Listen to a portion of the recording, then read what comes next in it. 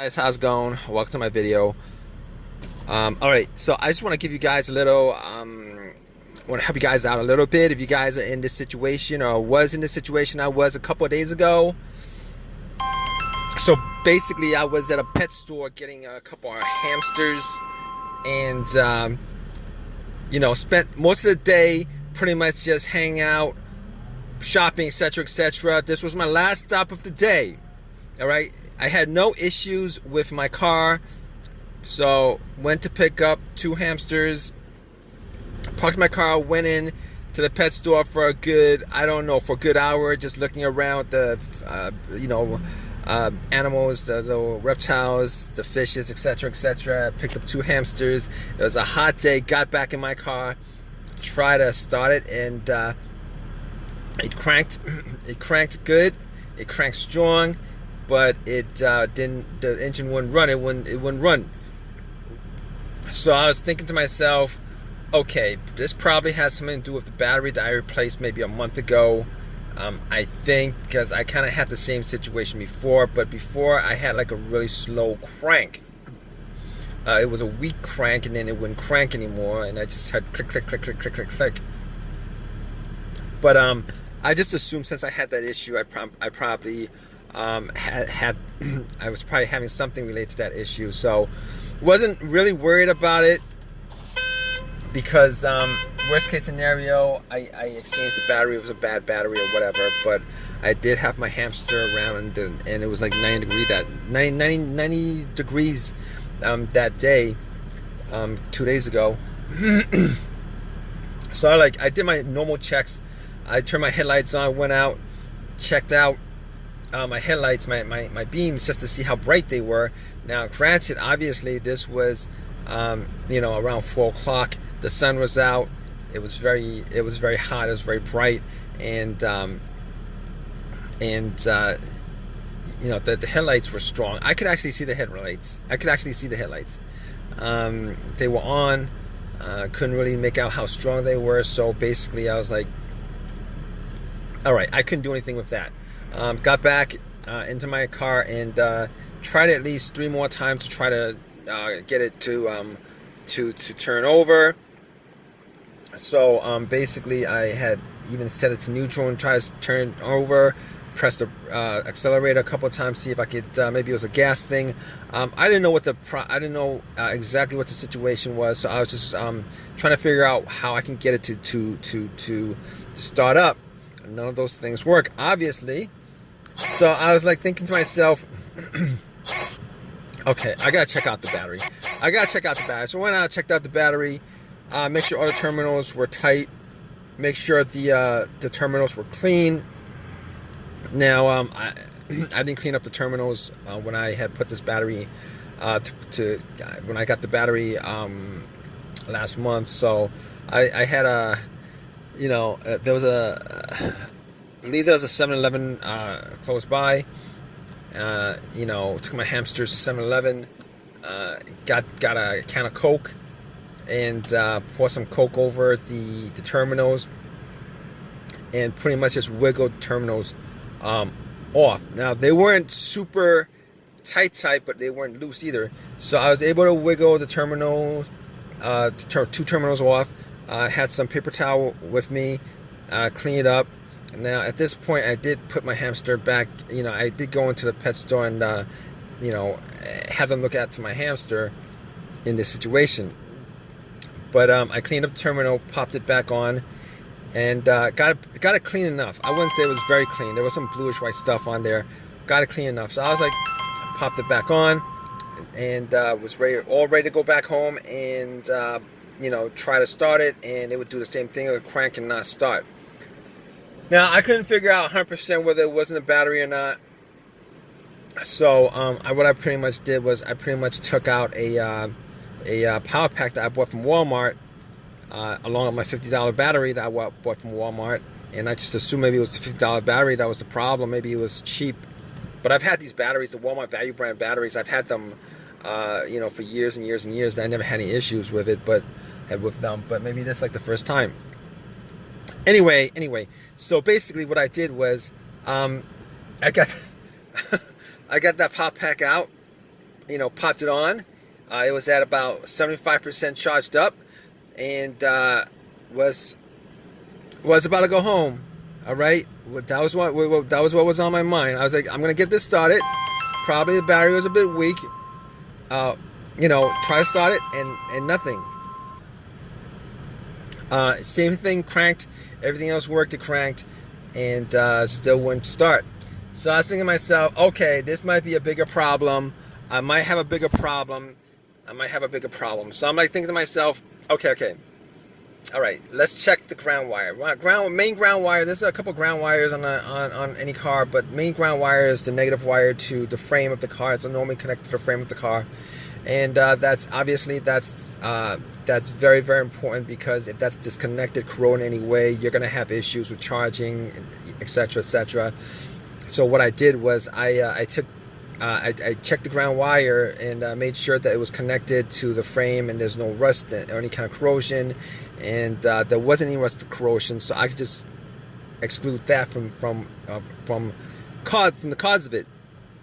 So at that point, I was able to exclude the battery. I was able to exclude the negative wire. I was able to exclude the alternator, because if the alternator had an issue, I would have been able to just pop on, it would turn on when I popped on the charger, and then the battery pack, and then when I took off the battery pack, it would have died out. So if you guys don't know how to test a quick test with an alternator, if you jump the car and then the car turns on, and once you take the cables off, the car dies, that's the alternator. The alternator is not charging, the battery is dead, the alternator is not charging the battery, etc., etc., causes the car to die. Anyway, let's get back on point. Okay, I could exclude all those things, but the alternator wasn't even on my mind when that happened, because normally the alternator dies out when your car is on the road or when your car is running. So I was thinking to myself, okay, what else could it be? It could be a variety of things. It could be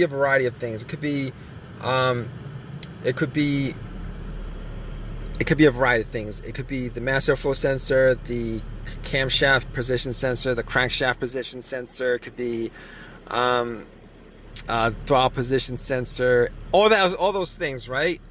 But here's how you eliminate all those things. Here's how I eliminate all those things. I was thinking to myself, was the check engine light? Did I have a check engine light on? And I did not have a check engine light on. And every single one of those things have a sensor connected to it, where if there is an issue with any of those things, the check engine light would pop on, and you would see the check engine light on your dash. But I did not see the check engine light on my dash.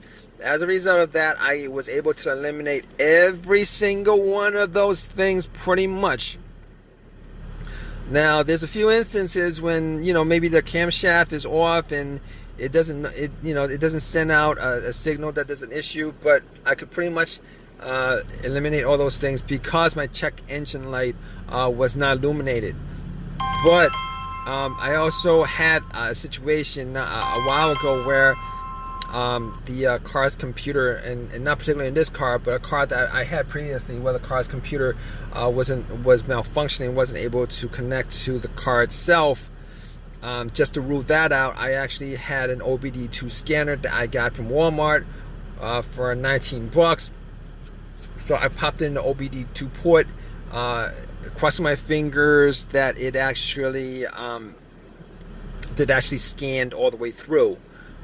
It good enough. It did scan all the way through. There was no check engine lights, nothing.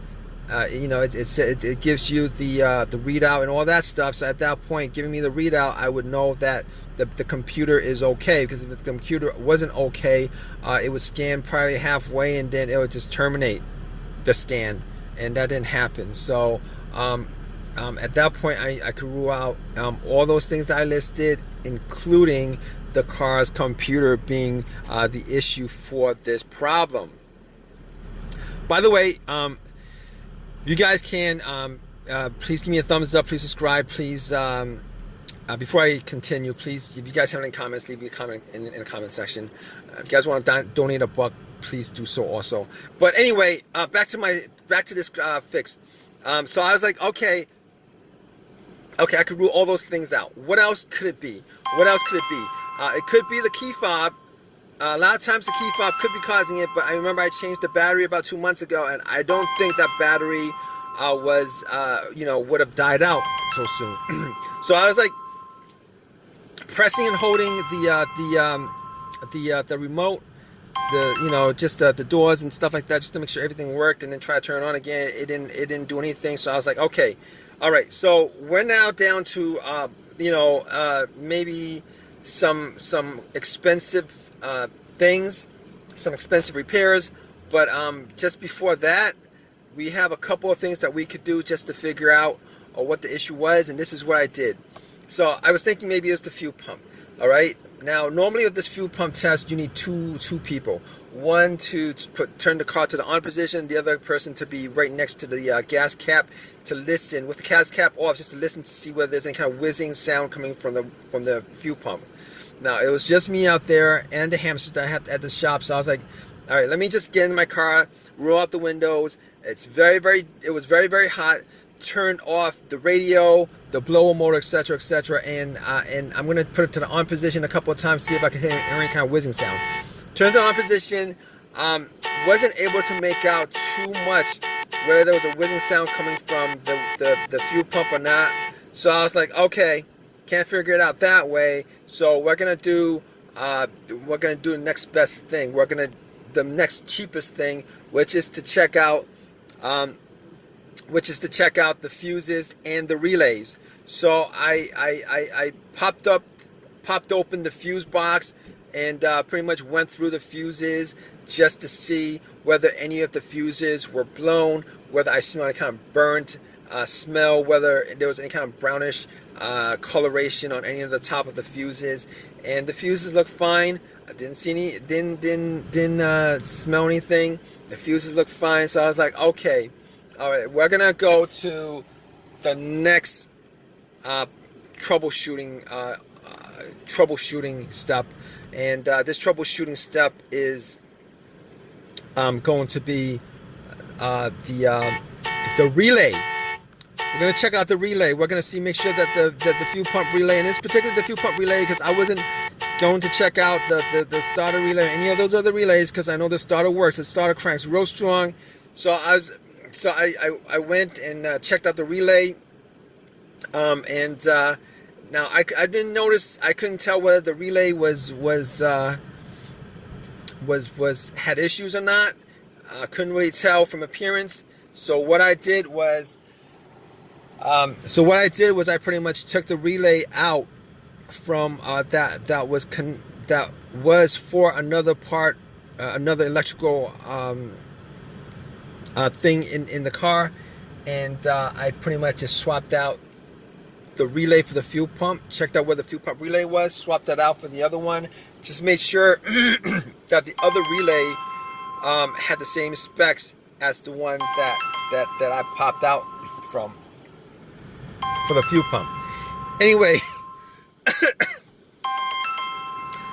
I swapped those out and went back into my car and tried to start it. And just to make a long story short, I pretty much popped it and bam, it came back.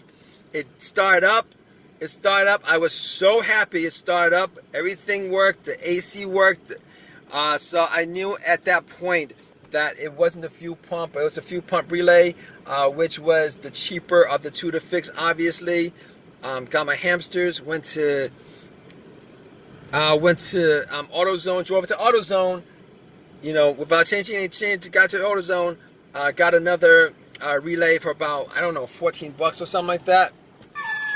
Popped it back, just pretty much just pop that in, and this car has been starting up good ever since. It's so if you guys are ever in this situation, definitely go through all the steps. Go through all the steps that I went through. All right, as far as troubleshooting is concerned, there's a good chance that one of those things is the cause of your crank no start situation, and hopefully it wasn't. Hopefully you guys get your situation.